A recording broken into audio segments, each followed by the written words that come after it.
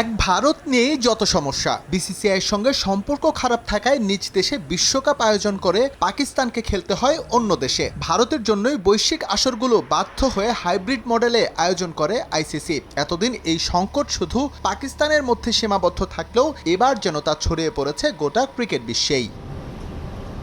২০ দল নিয়ে বড় পরিসরে আয়োজিত হতে যাচ্ছে টি-20 বিশ্বকাপ, যে আসরে প্রথমবার খেলতে এসে চরম বিপাকে ইউরোপের দেশ ইতালি। ফুটবল জনপ্রিয় দেশটিতে ক্রিকেট খেলে থাকেন সাধারণত বিভিন্ন দেশ থেকে আসা ইমিগ্রেন্ট ক্রিকেটাররা, যাদের মধ্যে আছে পাকিস্তানের বংশোদ্ভূত খেলোয়াড়ও। আর তাদের নিয়ে ঝামেলা তৈরি করছে ভারত।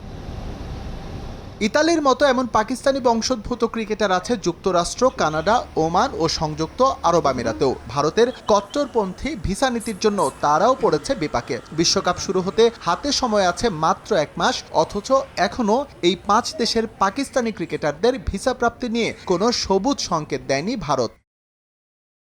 উদ্ভূত সংকট নিরসনে আইসিসির দ্বারস্থ হয়েছে ৫ দেশের ক্রিকেট বোর্ড। ভিসা প্রক্রিয়া শিথিল করতে দিয়েছে অফিসিয়াল চিঠি, যে চিঠির অনুলিপি পাঠানো হয়েছে board of control for cricket in ইন্ডিয়াতেও। তবে বেশ কয়েকটি কার্যদিবস পেরুলেও এখনও জবাব দেওয়ার প্রয়োজন বোধ করেনি বিসিসিআই। এমনকি কোনো জবাব আসেনি আইসিসির তরফ থেকেও।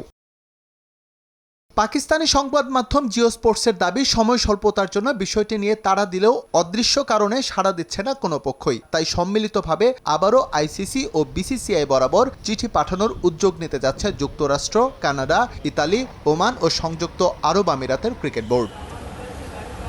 ২০ দল নিয়ে অনুষ্ঠিত হবে টি-20 বিশ্বকাপ। এর মধ্যে বাংলাদেশ সহ ৭ দেশের সঙ্গেই ঝামেলা পাকিয়ে রেখেছে বিসিসিআই। ইংল্যান্ড, অস্ট্রেলিয়ার সঙ্গেও যে খুব ভালো সম্পর্ক এটাও বলা যাবে না। তারপরও ক্রিকেট বিশ্ব জিম্মি ভারতের কাছে। বিষয়গুলো সব জেনে বুঝেও নিশ্চুপ আইসিসি। এস এম ইকবাল, সময় সংবাদ।